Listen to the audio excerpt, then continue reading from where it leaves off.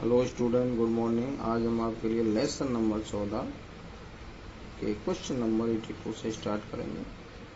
Question है, राष्ट्रीय आय तथा राष्ट्रीय उत्पाद के बीच संबंध को स्पष्ट कीजिए। एक देश में उत्पादन के सभी साधन, जितने भी साधन हैं देश में, अपने संयुक्त प्रयासों द्वारा, यानी मिलकर जो प्रयास करते हैं, उत्पादन के जो भी साधन हैं, जितने मूल्य की अंतिम वस्तुएं तथा सेवाएं उत्पादित करते हैं, जितने मूल्य की वस्तुएं उत्पादित होती हैं, चाहे सेवा क्षेत्र में जो उत्पादन होता है देश में, उतने ही मूल्य की क्या हो जाती है, वृद्धि हो जाती है, यानी उतनी क्या हो जाती है, आय हो जाती है। इस मूल्य वृद्धि को उत्पादन के सभी साधनों के स्वामियों को, जिन्होंने इसमें सहयोग दिया है, उनके योगदान के अनुसार वितरित कर दिया जाता है। जैसे भूमिपति को उसके साधन के पुरस्कार के रूप में लगान मिलता है, श्रम को मजदूरी, पूंजी को ब्याज, उद्यमी को लाभ यानी व्यापारी। राष्ट्र के उत्पादन के साधनों को प्राप्त होने वाला भुगतान उस राष्ट्र के सभी साधनों द्वारा की गई मूल्य वृद्धि के समान होता है। कहने का मतलब ये है, जो राष्ट्र के जो उत्पादन के साधन हैं, उनको जो प्राप्त होने वाला जो भुगतान है, उस राष्ट्र के सभी साधनों द्वारा की गई मूल्य वृद्धि की क्या होगा, समान। अतः साधनों द्वारा जो उत्पादन किया जाता है वही उत्पादन के साधनों के आय के रूप में प्राप्त होता है। उत्पादन जो साधन के द्वारा किया गया वही उसकी क्या कहलाती है, आय कहलाती है। अतः देश के लिए एक सकल राष्ट्रीय उत्पाद यानी एक देश की कुल उत्पाद तथा सकल राष्ट्रीय आय यानी उसकी कुल आय क्या होती है, समान होती है। आगे देखिए क्वेश्चन नंबर 83, अर्थव्यवस्था के विभिन्न क्षेत्रों को विस्तार से समझें। या टिप्पणी में आ जाए, प्राथमिक द्वितीय तृतीय क्षेत्र पर संक्षिप्त टिप्पणी। देखिए, आर्थिक गतिविधियों के आधार पर एक अर्थव्यवस्था के क्षेत्र को निम्न 3 क्षेत्रों में विभाजित किया जा सकता है। पहला है प्राथमिक क्षेत्र। प्राथमिक क्षेत्र में उन सभी गतिविधियों को शामिल किया जाता है जिनमें प्राकृतिक संसाधनों को प्रत्यक्ष रूप से उपयोग में लाया जाता है, यानी व्यक्ति जिनको सीधे सीधे उपभोग कर सकता है, वो प्राथमिक क्षेत्र में वो क्रियाएं आती हैं तथा उनसे उत्पादन किया जाता है। जैसे कृषि में कपास कृषि कार्य है, कपास का उत्पादन किया जाता है। डेयरी यानी दूध उत्पादन, खनन आदि प्राथमिक क्षेत्र कृषि की एवं सहायक क्षेत्र भी कहा जाता है, यानी कृषि क्षेत्र या कृषि का सहायक क्षेत्र भी कहा जाता है। आगे देखिए द्वितीय क्षेत्र। द्वितीय क्षेत्र की गतिविधियों के अंतर उत्पादों को विनिर्माण प्रणाली द्वारा अन्य रूपों में परिवर्तित किया जाता है। अन्य रूपों का मतलब है कच्चे माल को तैयार माल में बदला जाता है। जैसे अर्थात इस क्षेत्र में वस्तुएं निर्मित की जाती हैं। यह प्रक्रिया किसी कारखाने में हो सकती है, फैक्ट्री में, या किसी कार्यशाला या घर में भी छोटे रूप में उद्योग हो सकता है। जैसे कपास द्वारा सूत का निर्माण करना और सूत से कपड़ा बनाना, और कपड़े का निर्माण किससे होगा, सूत से होगा। गन्ने के द्वारा चीनी और गुड़ का निर्माण करना, ईंट से घर बनाना, भवनों का निर्माण करना आदि द्वितीय क्षेत्र को औद्योगिक क्षेत्र भी कहा जाता है। यानी ये द्वितीय क्षेत्र के उदाहरण हैं। इसको औद्योगिक क्षेत्र भी कहते हैं। क्या कहते हैं, औद्योगिक क्षेत्र इसको कहा जाता है। तो ये विशेष ध्यान। आगे देखिए तृतीय क्षेत्र। तृतीय क्षेत्र में उन गतिविधियों को शामिल किया जाता है जो प्राथमिक और द्वितीय क्षेत्र के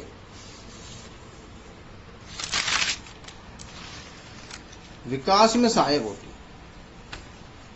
प्राथमिक और द्वितीय क्षेत्र के क्या होती है, विकास में सहयोग करती है तृतीय क्षेत्र। ये गतिविधियां वस्तुओं के उत्पादन के बजाय सेवाओं का सृजन करती हैं। उत्पादन नहीं करती हैं, क्या करती हैं, सहयोग करती हैं, सेवाओं का सृजन करती हैं। जैसे माल लाने के लिए क्या जरूरत है, परिवहन की। लाना ले जाने के लिए किसकी जरूरत होती है, परिवहन की। कर्मचारियों की, हिसाब किताब लेखा जोखा रखने की। तो ये चीजें सेवा क्षेत्र में आती है। इसलिए तृतीय क्षेत्र को सेवा क्षेत्र भी कहा जाता है।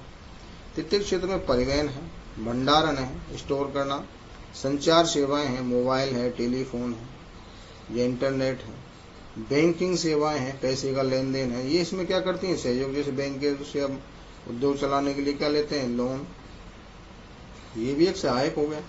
सेवाएं व्यापार आदि को शामिल इसमें किया जाता है। व्यापार करना, खरीदना और बेचना, ये भी इसमें क्या करता है, सहयोग करता है। सेवा क्षेत्र में कुछ ऐसी अपरिहार्य यानी जरूरी सेवाएं भी हैं जो प्रत्यक्ष रूप से वस्तुओं के उत्पादन में सहायक नहीं होती। कई ऐसी सेवाएं हैं जो सीधे सीधे इनमें सहयोग नहीं करती हैं, जैसे शिक्षक हैं, चिकित्सक हैं, इनका प्राथमिक द्वितीय क्षेत्र में इतना सहयोग नहीं होता है। धोबी है, नाई है, मोची है, वकील है, प्रशासनिक व सेवा कार्य में करने वाले की सेवा है, ये तृतीयक मात्र, ये भी एक तृतीय क्षेत्र का उदाहरण है। वर्तमान में इंटरनेट, कैफे ई मित्र, एटीएम, ई कियोस्क, कॉल सेंटर, सॉफ्टवेयर, ई कियोस्क को ई मित्र बोलते हैं। कैफे एक तरीके से इंटरनेट सुविधा जहाँ हमें मिल जाए वो भी कैफे ही होता है, जब हम जाके इंटरनेट या कंप्यूटर चला सकते हैं, अपना कार्य कर सकते हैं। सॉफ्टवेयर कंपनी आदि को ही सेवा क्षेत्र में शामिल किया जाता है। आगे देखिए, अगला क्वेश्चन है 84। आर्थिक विकास के साथ साथ अर्थव्यवस्था के विभिन्न क्षेत्रों के महत्व में होने वाले परिवर्तन की विवेचना कीजिए। अर्थव्यवस्था में आर्थिक विकास के साथ साथ प्राथमिक क्षेत्र का योगदान कम हो जाता है।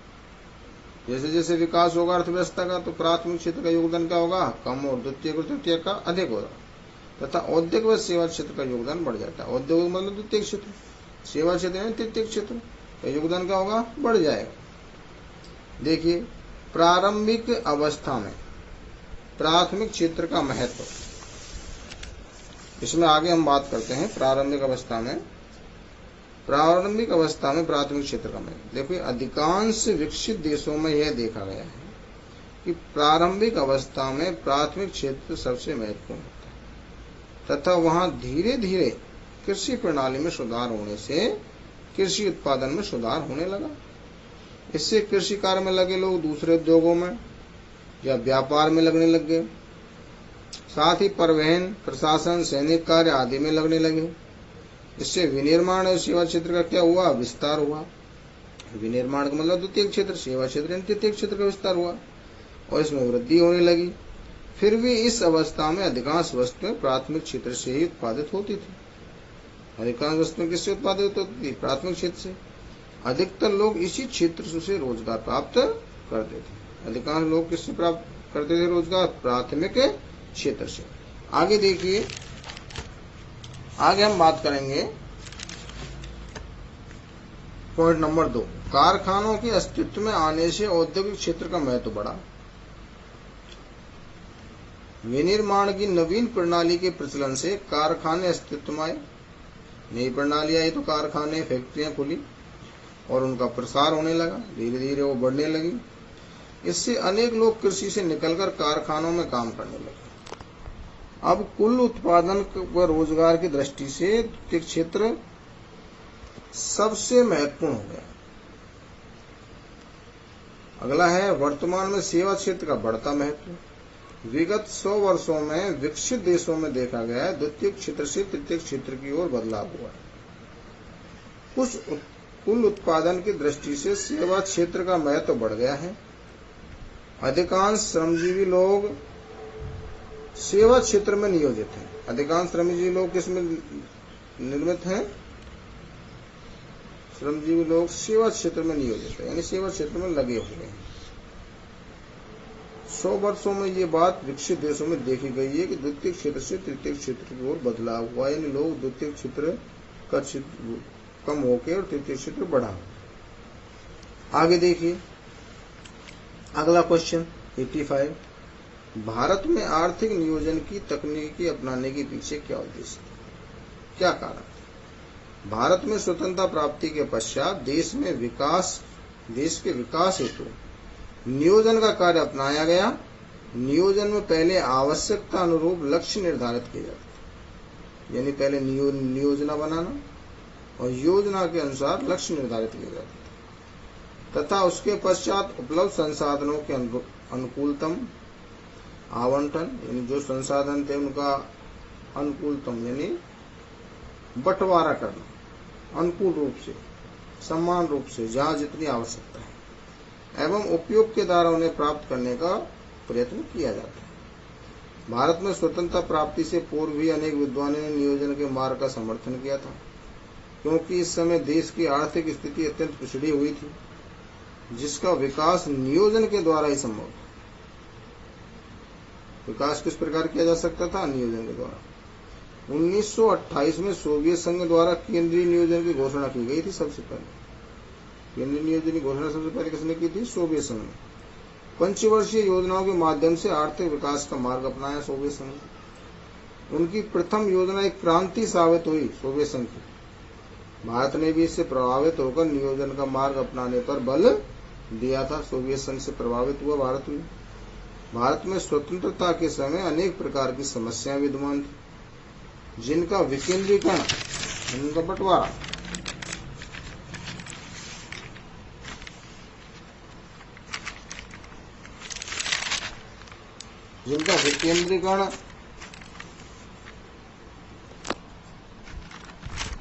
करना, विकेंद्रीकरण करके समाधान करना आसान नहीं था। विकेंद्रीकृत तरीके से समाधान करना आसान नहीं था। अतः देश में नियोजन का मार्ग अपनाया ताकि केंद्रीकृत प्रयासों से सभी समस्याओं को दूर किया जा सके एवं देश का आर्थिक कल्याण किया जा सके। अंतिम क्वेश्चन है 86, नीति आयोग पर लेख लिखिए अथवा नीति आयोग की स्थापना, संगठन व कार्यों को समझाइए। देखिए, सबसे पहले हम नीति आयोग के वर्णन के बारे में बात करेंगे, क्या इसकी स्थापना कैसे हुई। तो नीति आयोग की स्थापना भारत में योजनाओं के निर्माण और सफलता के लिए मार्च 1950 में योजना आयोग का गठन किया गया था। किसका गठन किया गया था? योजना आयोग। केंद्र सरकार ने 1 जनवरी 2015 को एक संकल्प द्वारा योजना आयोग के स्थान पर क्या बनाया? नीति आयोग की स्थापना की। योजना आयोग की सभी परिसंपत्तियां व देनदारियां आदि अब सरकार ने नीति आयोग को प्रदान कर दी। जो भी कार्य था, लेन देन था, जो भी रिकॉर्ड था, वो किसके पास आ गया? नीति आयोग के पास। यानी योजना आयोग को समाप्त कर दिया गया। प्रधानमंत्री की अध्यक्षता वाला यह आयोग, जिसकी अध्यक्षता कौन करता है? प्रधानमंत्री। योजना आयोग की भी प्रधानमंत्री करता था, और नीति आयोग का अध्यक्ष भी कौन होता है? प्रधानमंत्री, जो वर्तमान में है, जैसे वर्तमान में नरेंद्र मोदी जी हैं। सरकार के थिंक टैंक, यह आयोग कैसा है? सरकार का थिंक टैंक है, यानी बौद्धिक संस्थान है, सोचने विचारने का संस्थान है, विकास करने के लिए के रूप में कार्य करेगा। केंद्र सरकार के साथ साथ सरकारों के लिए भी नीति निर्माण करने में महत्वपूर्ण भूमिका यह निभाए। आगे देखिए, नीति आयोग का अध्यक्ष व अन्य सदस्य। वर्तमान में नीति आयोग के अध्यक्ष प्रधानमंत्री नरेंद्र मोदी हैं।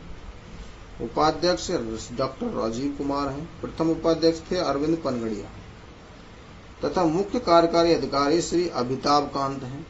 वर्तमान में अमिताभ कांत प्रथम भी थे और वर्तमान में भी इनका कार्यकाल बढ़ा दिया गया है। सभी राज्यों के मुख्यमंत्री और केंद्र शासित राज्यों के उपराज्यपाल नीति आयोग के सदस्य होते हैं। यानी सभी राज्यों के जो मुख्यमंत्री हैं उसके सदस्य होते हैं और केंद्र शासित प्रदेशों के उपराज्यपाल इसके सदस्य होते हैं। आगे देखिए, नीति आयोग के कार्य। नीति आयोग के प्रमुख कार्यों में बात करें, पहला कार्य, नीति आयोग भारत सरकार के लिए रणनीति तथा दीर्घकालिक यानी लंबे समय के लिए नीतियां बनाना, कार्यक्रमों का निर्माण करना, इसके साथ साथ तकनीकी सलाह भी प्रदान करता है सरकार।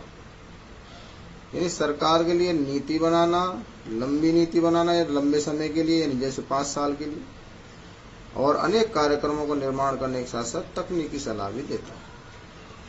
दूसरा कार्य, नीति आयोग राज्यों को राष्ट्र हित में कार्य करने हेतु एक मंच प्रदान करता है कि राज्य भी मिलकर राष्ट्र के प्रति, देश के प्रति मिलकर कार्य करें, देश के हित में कार्य करें। तीसरा, यह सरकारी संघवाद को बढ़ावा देता है, यानी संगठन को बढ़ावा देता है, राज्यों के संगठन को, जिससे मिलकर कार्य करने में आसानी होती है। नीति आयोग की स्थापना के मूल में 2 केंद्र हैं। पहला है टीम इंडिया हब, दूसरा है ज्ञान और नवाचार। टीम इंडिया हब राज्य सरकारों को केंद्र सरकार के साथ शामिल करने का कार्य करता है। टीम इंडिया हब क्या करता है? राज्य जो सरकार है उनको केंद्र सरकार के साथ कार्य करने के लिए शामिल करता है। ज्ञान और नवाचार और नीति आयोग की थिंक टैंक, यानी जो उसकी सोच है या क्षमता है उनको मजबूत बनाता है। 5वां कार्य है अब पंचवर्षीय योजनाओं के सभी भावी स्वरूप आदि के संबंध में भी नीति आयोग ही सरकार को सलाह देगा। ये पंचवर्षीय जो योजनाएं बनाई जाती है 5 साल के लिए, अपन पिछले लेसन में पढ़ चुके हैं या क्वेश्चन में पढ़ चुके हैं। तो पंचवर्षीय योजनाओं का जो स्वरूप होता है वो अब कौन बनाएगा? नीति आयोग बनाएगा और सरकार को सलाह देगा। तो विद्यार्थियों, ये लेसन यहीं पे समाप्त होता है। जहां तक किसी भी विद्यार्थी को कहीं समझने में दिक्कत हुई हो, परेशानी हुई तो कमेंट में जाके जरूर पूछें। और अगली वीडियो में आपके लिए हम लेसन नंबर 15 से स्टार्ट करेंगे। थैंक यू, धन्यवाद।